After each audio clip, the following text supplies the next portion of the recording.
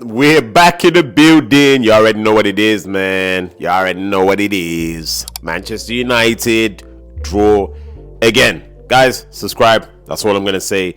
But Manchester United, on the basis of that game at Burnley, guys, I want to talk to you a bit about the fact that a lot of Manchester United fans wanted Manchester United to lose. Now, for me, that's crazy.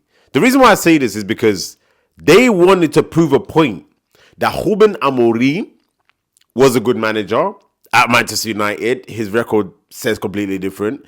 They wanted to prove a point that Darren Fletcher, or whoever comes in charge, or whoever's the next Manchester United manager, will fail because it's the hierarchy. Guys, listen.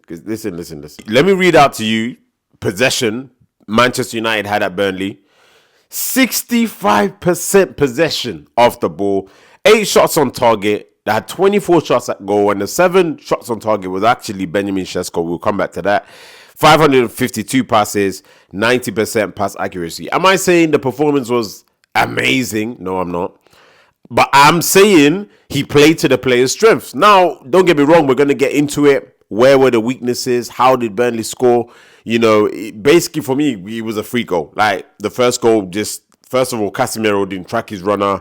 And then it's like deflected in, and they scored the other shot that they had on target. And again, it's just like passive defending, really. But in reality, Darren Fletcher said, listen, guys, just playing your normal positions. He was getting questioned at the beginning of the game, and I understand why. Mateus Cunha on the right side, and then put Dogo on the left side, and people are thinking, why don't you play them on the opposites? Especially the fact that Mateus Cunha is one of Manchester United's most important players, so you want him on the ball in the most comfortable position as possible, which is the left or the 10 when he drifts in. But he wasn't really getting into the game, playing on the right. But I understand the logic. He was trying to feed Benjamin Semenyo. That was what he wanted to do. His main focus yesterday was not Mateus Cunha. It was Benjamin Semenyo. He came out after the game and said, listen, I showed him his runs and I told him to keep on making those runs. And if you do, you're going to get goals. And he scored twice. So that's what he went for. Again, Bruno Fernandes, as high as possible, wasn't getting into the game in the first half. And we can understand why tactically, because of how Burnley set up as well. It was difficult for him to get on the ball. And then you had Ugarte and Casemiro in the midfield. And then a back four. Simple as that. But for me, it's like, I want to touch on the defensive aspect first. I feel like, first of all, United are the most passive team when it comes to defending. No wonder they concede almost every single game. They are too passive. I hate it. Honestly, I hate it. I've seen it. I remember when United won at Anfield. And it was a point where Manchester United were leading 1-0 for a long period in the game. And I was thinking, okay, we've not really created a chance here. But guys, just be a bit more compact and a bit more aggressive. Because as soon as a player comes close to your box, you cannot now say, oh, we're going to jockey. We're not doing none of that Van Dijk business. As soon as somebody gets close to your box, you have to be a bit more aggressive. I'm not saying dive into tackles. I'm saying push up. I'm saying make it difficult for him to have a shot. Make it difficult for him to turn. That Anthony goal, Lisandro Martinez has just said, go on, turn inside the box, look at goal and shoot. There's no way. He's literally the only player Lisandro Martinez has to mark. Nobody else. And he's literally backed off him, allowed him to turn. And obviously Luke Shaw couldn't get close to him. And he scored. When you look at that, when you look at the fact that Casemiro, Ugarte, especially Casemiro, diving into tackles, missing tackles. He played like an OAP yesterday, Casemiro. Even the tempo on the ball. And this is something that Burnley did so well. They said, listen, Ugarte, you have most of the ball. When Manchester United are in their own half, we're not going to press you because we know that you're not going to be able to find those passes into Bruno Fernandes. And he really wasn't. Casemiro, it was just a tempo.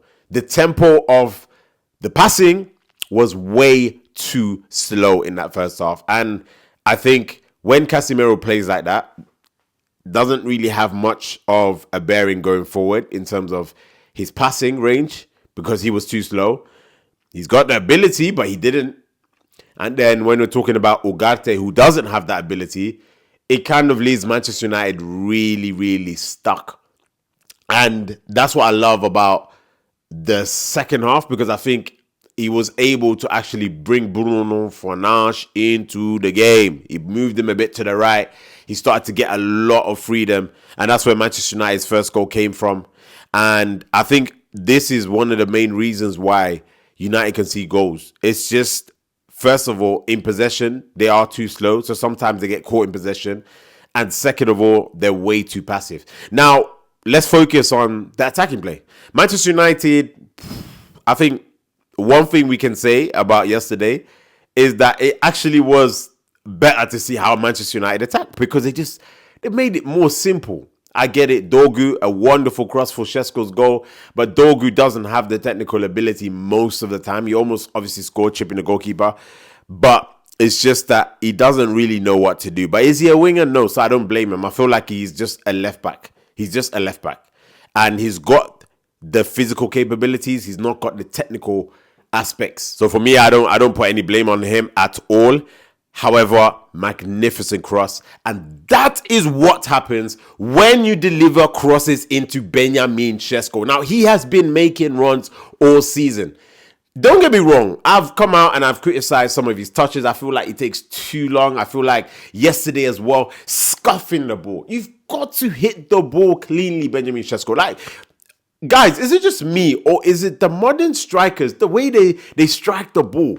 Even Erling Haaland, if you watch him a lot of the time, it's not always clean. And I don't know what it is. Is it a technique thing? It's not a confidence thing, of course, with Erling Haaland, but with Benjamin Šeško, we can say it is. But he scored 2 goals and he was scuffing the ball all the time. No clean hits. 6'5". If he puts his foot through that ball, best believe it's going to be levered. And I think that's the difference, because when I look at someone like Cavani and he's shooting, guys, yeah, listen, if I miss the target, I miss the target. But goalkeeper, if it's on target, you're in trouble, because I'm leathering that ball. That's something. Whereas Benjamin Šeško, even in the first half, made a brilliant running behind. I think it was Dorgu who found him. And he's on a left-hand channel. And he just curls it softly to the goalkeeper. I'm thinking, huh? And then I just think there has to be a bit more, like touch, boom, smash. I'm not saying play wild. I'm saying, do you know what I'm saying? If you're going to hit the ball, if you're going to connect. And it just brought me back to Robin Van Persie. Oh, one of the sweetest strikers of a football.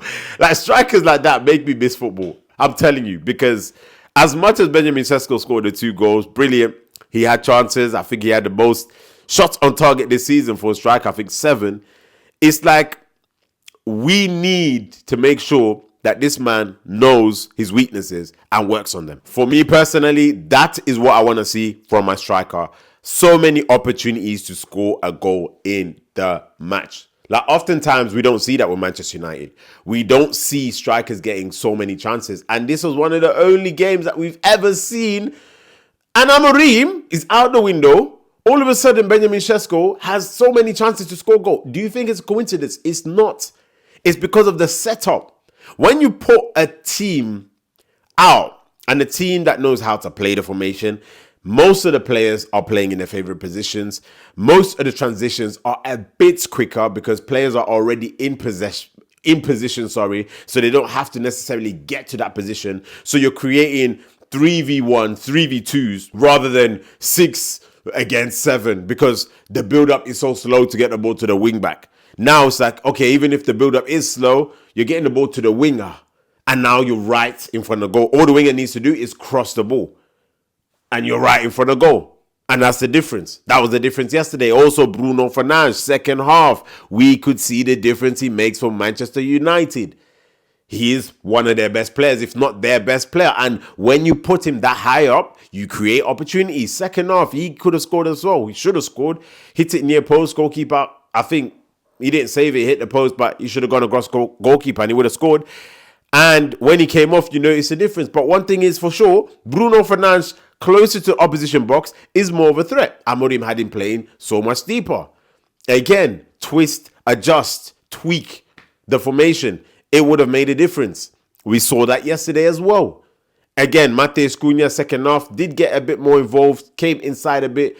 Wasn't his best of games. Was not his best of games. Again, it wasn't. In terms of the fullbacks, obviously more balanced. We had Luke Shaw really getting high up there. I mean, that's a position he's played pretty much all his life.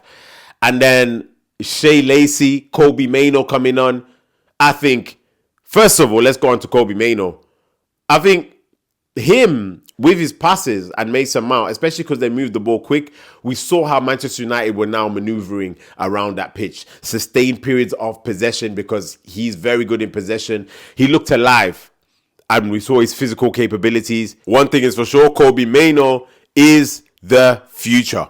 He's the next gen. So there's no way Amorim was going to get rid of that guy. So if it was two people to get rid of, I would definitely get rid of Amorim. I think that was more what Manchester United needed to do based off results. And I know he wasn't sacked based off results, but I'm just saying I would have preferred to, because he would have messed things up. Another thing is Shea Lacey. I made a video, letter to Manchester United, and I said, play the prospects. Mano, Shea Lacey, why are you playing Fletcher? Even Darren Fletcher himself did not put his own son at right wing. But Amorim put his son at right wing. What does that say?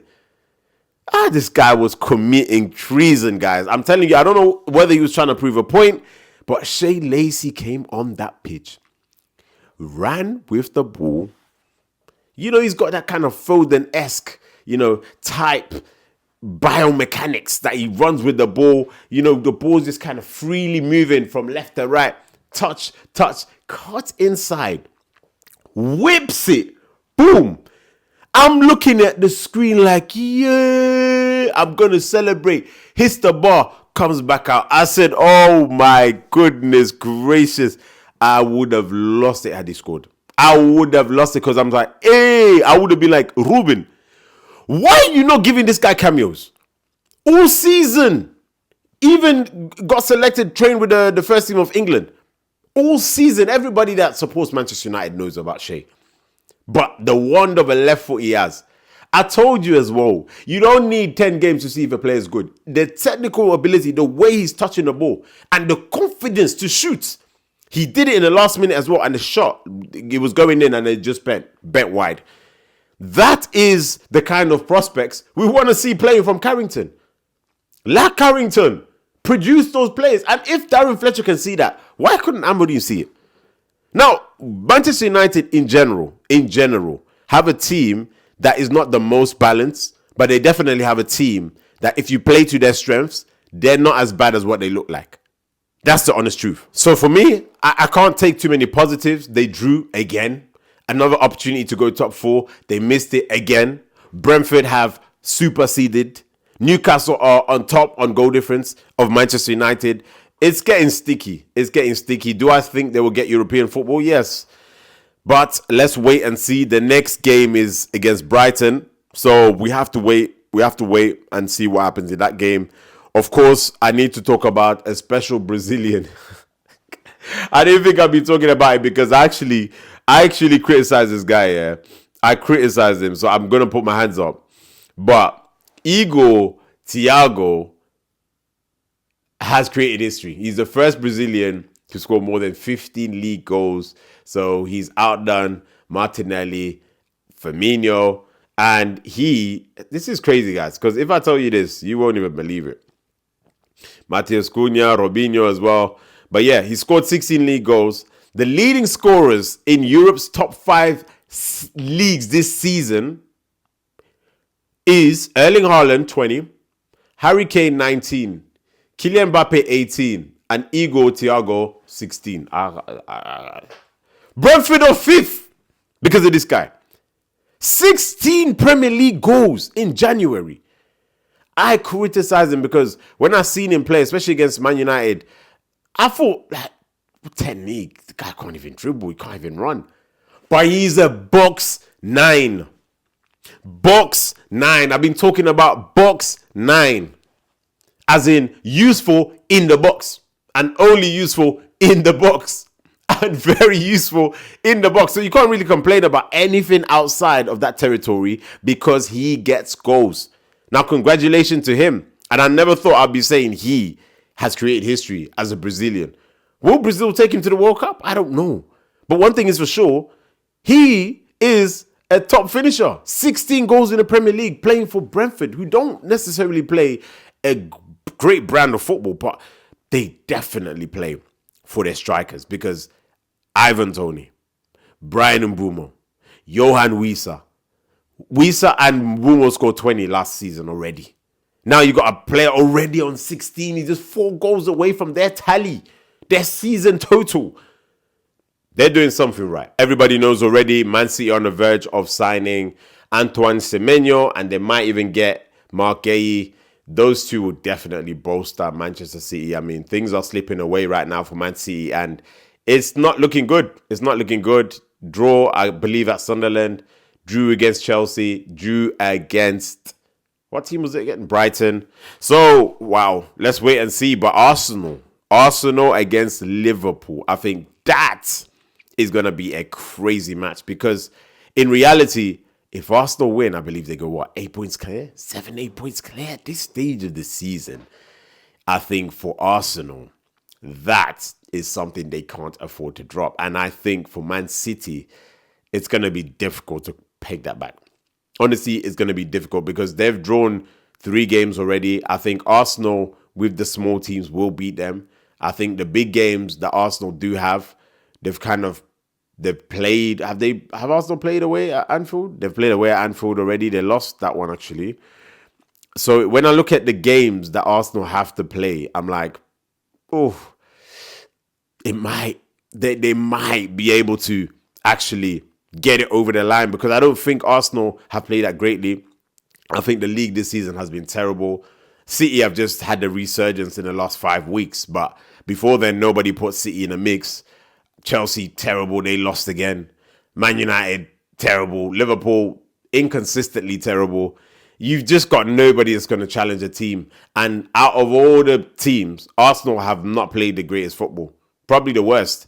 However, when it comes to results, they've been definitely the most consistent and the best team in the league. They've got their best squad in the league. So they should win the league this season. I mean, they have no reason to not win it. And if they beat Liverpool tonight, City, start sweating, because Arsenal got all these players coming back. I look at their bench. Gabriel Jesus, Saka and Trossard came on against Bournemouth. What are you telling me? Who has a bench that's that effective? Especially bringing on someone like Saka or Trossard. They will affect the game. They will. Goal or assist, they will. Especially Trossard, he will score. Give him a chance, he will score. So today, it's like Liverpool, are they able to go to the Emirates and do something? I don't know. I don't know whether I believe they can do that. I don't know if they've got that, especially having seen their defense, some of the games that they've had.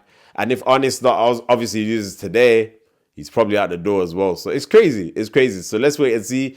Anyways, Cupola, you already know. Make sure you subscribe. Turn on the notifications, because, you're going to see when I obviously post a video. Like the video, comment, share. I'll see you soon.